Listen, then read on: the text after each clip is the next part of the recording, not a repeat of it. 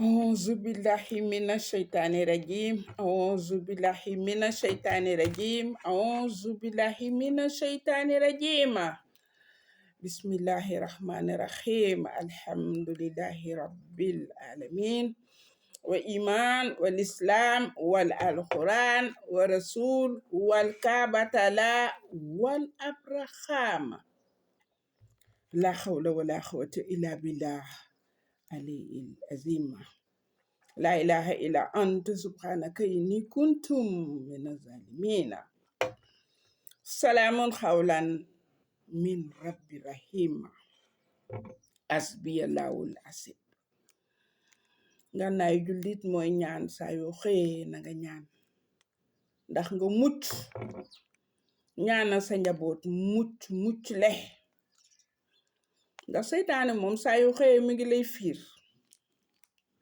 waaye boo làqoo ci yàlla subhanahu wa taala dina taxaw sa digganteeg seytaane ba lu mu fexe mu këpp ci kawam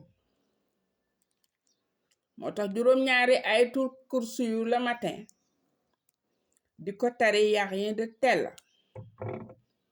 seytaane moom foo jonkan na ci sa wet foo taxawit taxaw na ci sa wet moom nu mu la faagaagale rek lay wut booy tëdd nga tari juróom-ñaari ayatul kursi yu dina la aar soo tiitee digga guddi ba nga gis lu la jaaxal wala lu la jommal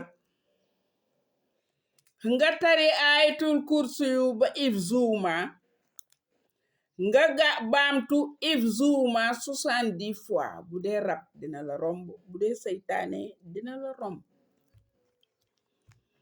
lépp ci àdduna am njàng la te muslu ci ki nga xamante ne bii moom ku mu yóbbaale rek lay ut lu am solo la yàlla nañu yàlla musal ci seytaane ak pexeem di nuyu sama njabootu biir ak sama njabootu biti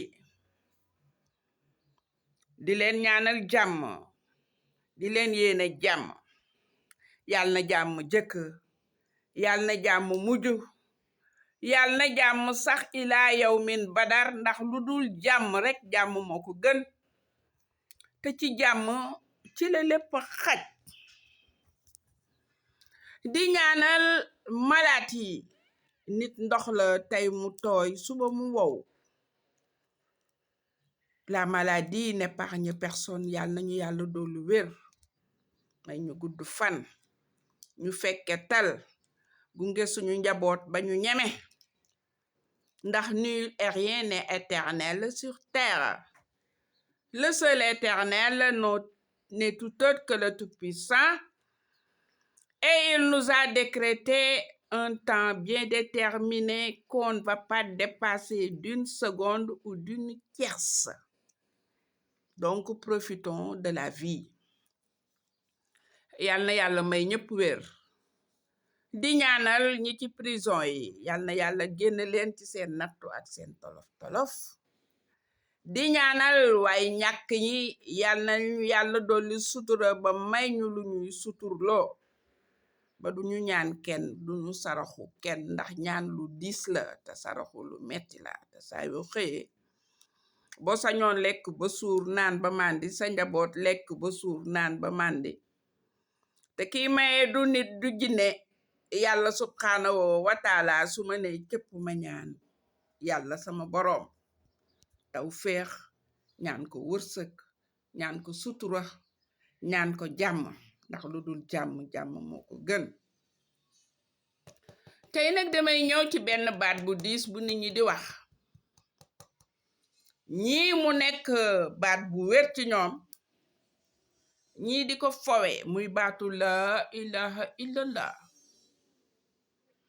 la ilaha illallah signifie qu'il n'y a tout autre seigneur que l'unique, l'indépendant, le solitaire à part Dieu.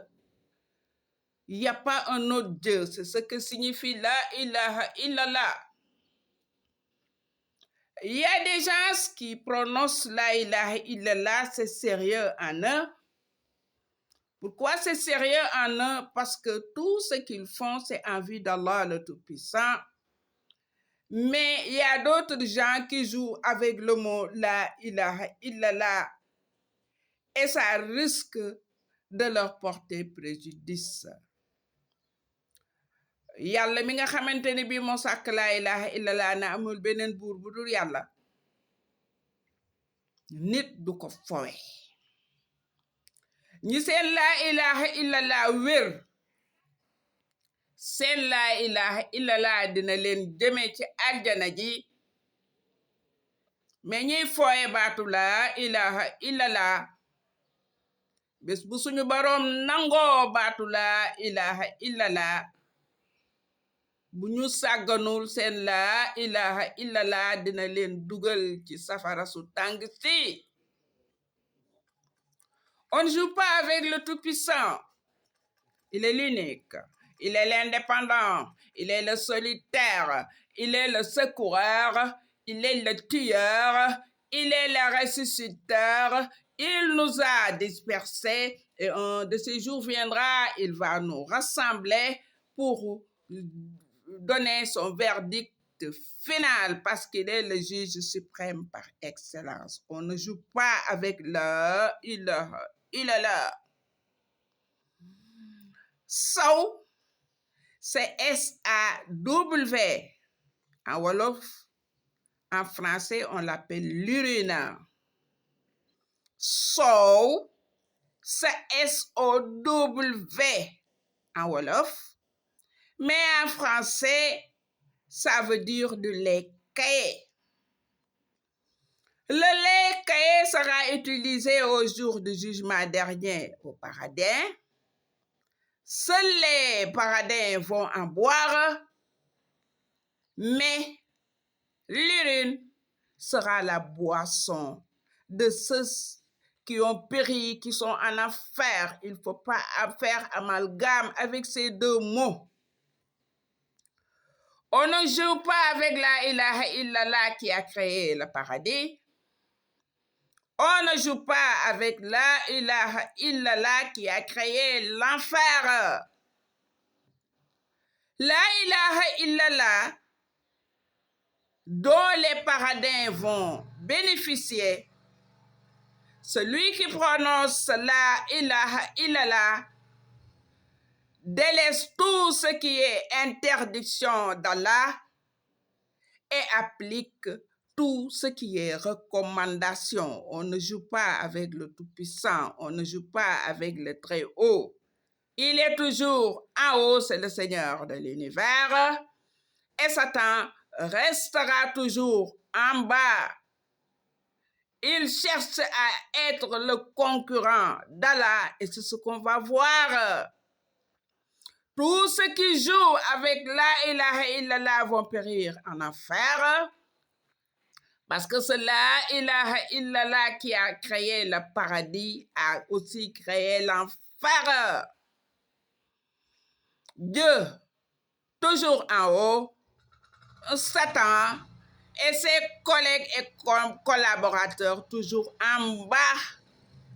Et le lait caillé fera partie des boissons de ceux qui sont au paradis, mais l'urine sera la boisson de ceux qui sont en enfer. C'est pourquoi il ne faut jamais jouer avec le mot La ilaha illallah.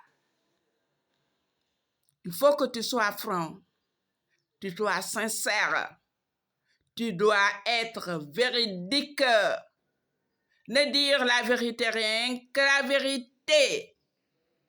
Et éviter tout ce qui est tricherie, mensonge, calomnie, etc. C'est pourquoi il ne faut pas jouer avec le feu. La ilaha illallah est avérée.